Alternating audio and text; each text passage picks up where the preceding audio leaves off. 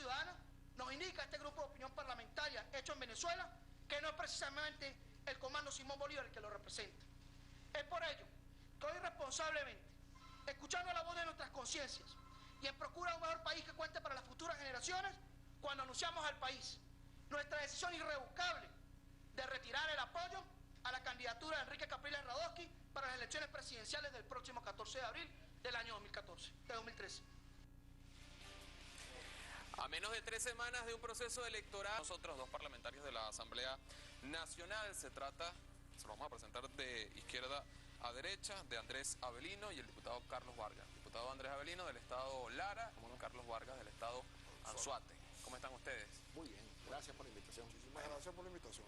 Bueno, Andrés, hoy pudimos observar los venezolanos un pronunciamiento que hicieron ustedes en compañía de un tercer parlamentario, Ricardo Sánchez, quien leyó un comunicado donde hacía una serie de observaciones a la Mesa de la Unidad Democrática y claramente pues se desligaban de la candidatura de Enrique Capriles. Allí escuchamos algunos motivos, pero quisiéramos reiterar alguno de ellos. Alertando un error consecuente de la Mesa de la Unidad Democrática, quien ha venido desdibujándose y ha venido colocando una agenda muy errónea del punto de vista político y también para lo que es lo principal, pues el avance del país.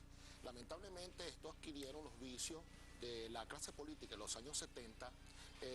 La Mesa de la Unidad empieza a ser dirigido por grupos económicos, por lo tanto esta se convierte en una alta élite, abandona uno de los fines primordiales de la política, que es la lucha por los más humildes, y esto lo saca de la ecuación hasta tal punto que ya la Mesa de la Unidad solamente va a las comunidades en elecciones. Y, ha llegado hasta ese nivel. Ese error del pasado que se vuelve a repetir hoy fue consecutivo, no nada más a nivel de que el defecto de que empezó como una policromía de partidos políticos por más de 30, esta luego fue reduciendo a 20, al grupo de los 20, luego el grupo de los 15, luego un interín grupo de los 10, después el grupo de los 5, ahora queda una especie de lo que llamamos el vicio ese del cogollo, de un cenáculo que simplemente quedó del grupo de los 3, le llaman ahora. Eso lo han anunciado otros partidos de ¿cómo no? la MUD, ¿no? ¿Cómo no? Creo que el MAS... Exactamente, varios lo criticaron. Entonces, en pocas palabras, se convirtió en una alta élite y sencillamente sigue una agenda de un grupo minoritario que son los intereses de los grupos económicos, y obviamente esa agenda tiene su fracaso de ya, porque los cambios políticos se hacen es con los grupos políticos, no con los grupos económicos. Ahora, ¿esta situación desde cuándo se está presentando? Porque ha habido señalamientos en contra de ustedes también sobre el hecho de que, bueno, tienen tiempo militando dentro de sectores de oposición, partidos políticos de oposición, y que a 3 semanas de un proceso electoral realicen comunicados como estos, para algunos pueden ser interpretados como un hecho que fue promovido por el gobierno para obligarlos a ustedes a asumir tal postura. O sea, un poco, ¿de dónde viene este pronunciamiento? Afortunadamente nosotros, desde el 30 de octubre, se inicia todo esto con un pronunciamiento que hicimos, igualmente nosotros además acompañado de un equipo de dirigentes sociales del país, y ese 30 de octubre alertamos sobre la posibilidad. Primero nos distanciamos del cogollo de la Mesa de la Unidad Democrática, luego alertamos sobre la gran cantidad de errores que, de no corregirse, desembocarían en un desastre electoral, como de hecho lo que ocurrió el 15 de diciembre, cuando la oposición venezolana pues, perdió 8 plazas importantes dentro, que venía de alguna manera teniendo el favor popular, como fueron pues el Zulia, Táchira, Carabobo, bueno, y desembocó en ese grandísimo desastre, ¿no? Una política de exclusión, una política de incoherencia.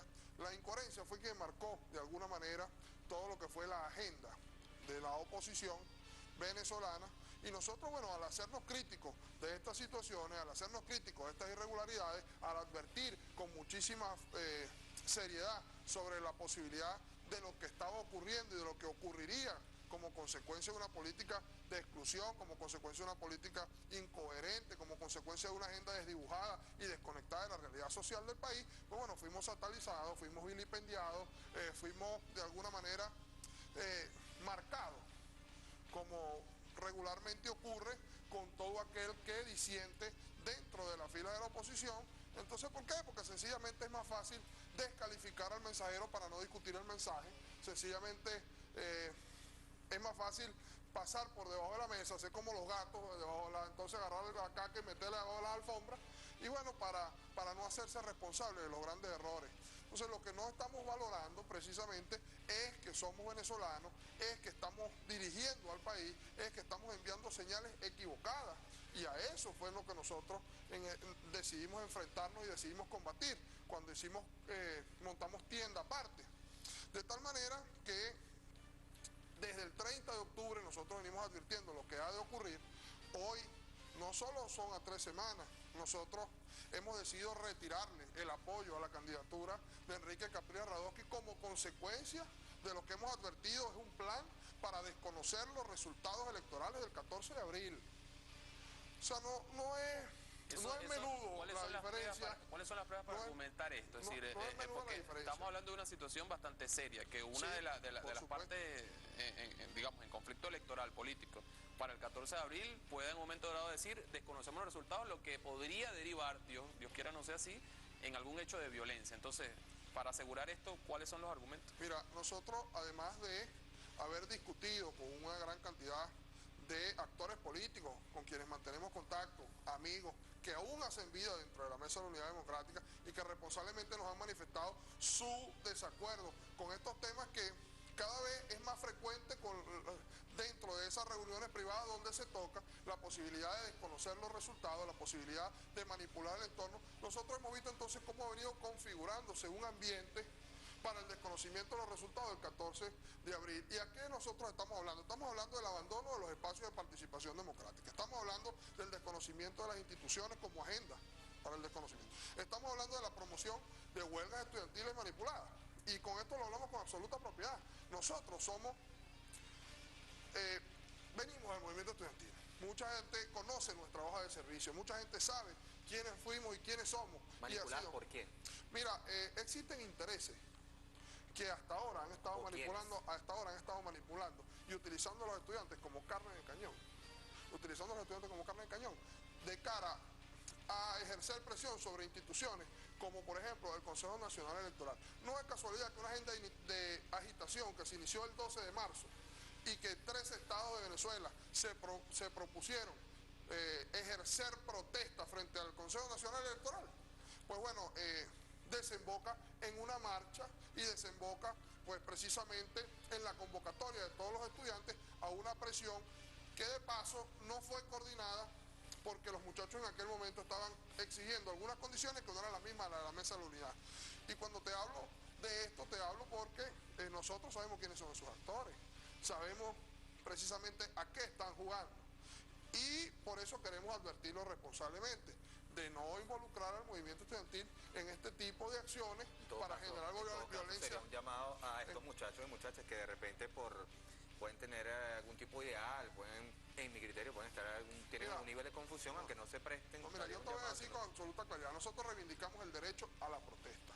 Ese derecho es un derecho constitucional, el derecho a la defensa del pensamiento libre, el derecho a la irreverencia que tiene la juventud. Nosotros lo hemos hecho, estamos aquí gracias a eso. Pero lo que no queremos pues es que se conduzca hacia un atajo, lo que no queremos es que se conduzca hacia una aventura a una gran cantidad de jóvenes que llevan una gran cantidad de sueños en sus morrales y que aspiran a una Venezuela diferente, pues bueno, y que por un atajo no la vamos a conseguir. Nosotros estamos haciendo un llamado al diálogo precisamente y queremos recordar con la cronología de estos hechos qué es lo que ha venido ocurriendo. Por ejemplo, fíjate, mira, a partir del pronunciamiento que nosotros hiciéramos el 30 de octubre, el 27 de noviembre, en la sesión que se hizo en Maracay, la oposición venezolana abandonó los espacios y no asistió a la sesión. Y en esa sesión se autorizó, entre otras cosas, el permiso del presidente de la República para ausentarse. Luego de eso, el 2 de enero, se anunció al público que la MUD no presentaría ninguna candidatura para la directiva de la Asamblea Nacional. Obviamente tratando de deslegitimar el proceso y la función del ente legislativo al cual nosotros pertenecemos. Eso de alguna manera forma parte de una agenda consecutiva de acciones para ir desconociendo las instituciones. Luego aparece la sentencia del 9 de enero, esa sentencia del 9 de enero sobre la continuidad administrativa, que además otorgaba la posibilidad de que el vicepresidente se encargara de la presidencia de la República, fue reconocida, entre otros, por la OEA, por la ONU, por la CELAC, incluso por el mismo candidato presidencial, Enrique Capriles Radowski, quien días después trató de desconocer, diciendo que era una sentencia espuria y que el acto de juramentación era espurio y que él no iba a participar, pues todo lo que fue la consecuencia del fallecimiento del presidente, que culminaba, de acuerdo a una falta absoluta, con la juramentación del vicepresidente de la República. Ahora bien, diputado... Entonces, bueno, cuando nosotros vemos esta cronología de hechos, y cuando nosotros hablamos de que existe un plan para desconocer los resultados del 14 de abril, bueno, estamos hablando precisamente porque eso pasa también por recordar la huelga de la embajada, cuando los muchachos levantan la huelga después que ven la foto de la fe de vida del presidente, entonces la mesa de la unidad dice que la foto es falsa. Luego de eso, el fallecimiento del presidente Chávez, bueno, antes incluso habían convocado una manifestación al hospital militar. Entonces, el mal manejo de esa agenda política, el mal manejo de un tema tan delicado como era en ese momento, pues el dolor de los venezolanos que querían al presidente Chávez y la angustia y la incertidumbre de la otra parte del país que lo adversó, pero que respeta de alguna manera lo que estaba ocurriendo. Pues bueno, nos parece que es absolutamente repudiable el intento de manipulación de esa situación y mucho menos de tratar de generar una espiral de violencia a partir de esa situación para desconocer los resultados. Que es lo que nadie quiere. Ahora, diputado Belino. Por lo menos ahí hubo un mal manejo en cuanto a ese tema de la salud presidencial, que es bueno precisarlo, porque aquí se evidencia la incoherencia paulatinamente que entró a la mesa de la unidad. Por ejemplo, en la oposición se reclamó que nosotros queríamos ser consultados, porque supuestamente el presidente cuando le da la gana iba a La Habana, tal. Bueno, fuimos consultados y por consenso aprobamos un permiso presidencial para que él fuera a La Habana a curarse. Posteriormente salen unos diputados diciendo que si él no se aparece el 10 de enero, lo desconocen como presidente de la República, después que lo habían elegido popularmente más de 8,5 millones de venezolanos. Y entonces, ve la contradicción. Aprobamos por consenso que su cura a La Habana, Cuba, pero si no está aquí el 10, no lo reconocemos como presidente. Posteriormente a eso, se pide una fe de vida. Sale el movimiento estudiantil legítimamente, pues queriendo de alguna manera cobrar por una lucha que hizo, donde pide una fe de vida, envían, de repente no sé si fue casualidad o fue debido a la presión, envían una foto del presidente, que como conocemos, cuando envían una fotografía con el periódico del día donde se encuentra, es una fe de vida. Los estudiantes incluso alardean del éxito, ¿verdad?, que gracias a su presión se entrega esa fe de vida, pero el otro día sale a la mesa de la unidad desconociendo que también la fotografía es falsa. Y para lo último, y que Chávez debía dar la cara, y en ese momento se aparece nada más y nada menos en el hospital militar, y también estaban como intentando desconocer que estaba en el hospital militar, terminando en que sencillamente la oposición quedó sin agenda. La agenda era otra, la agenda era de una vez sin titubeo montar lo que tenía que ver una gran consulta para el nuevo candidato presidencial. Lo otro también, reforzar a los alcaldes. Pero esa agenda no da dividendos, esa agenda no da dinero para este grupúsculo, para el martilleo para su subsistencia. No iban, marginaron, discriminaron a los candidatos alcaldes y nos iban a montar en una operación para ayudarlos, pues fortalecerlos desde el punto de vista político, desde el punto de vista de asesoramiento, desde el punto de vista logístico. No, esta es porque esta le queda un grupo reducido. Lo lamentable también que la Mesa de la Unidad ha adquirido ya es un compromiso, es como una institución privada, pues una empresa privada.